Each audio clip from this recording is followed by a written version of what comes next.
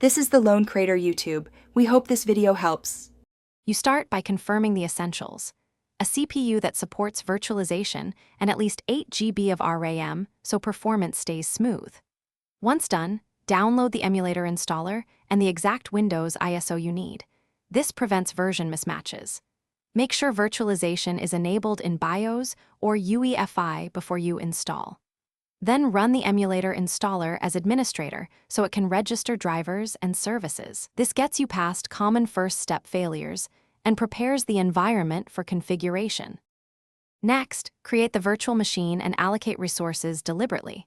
Pick 2 4 CPU cores depending on your host, assign 4 to 6 GB RAM, and a 20 GB or larger virtual disk to avoid space issues.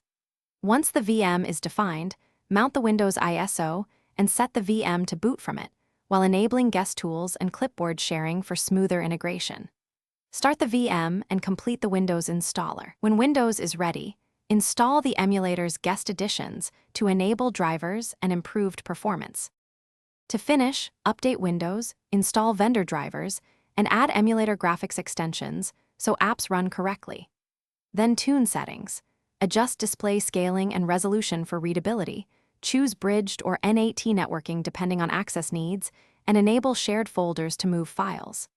If the VM crashes or is sluggish, first verify virtualization stays enabled, then increase memory or CPU allocation and reinstall guest tools. This often restores device drivers and clipboard features.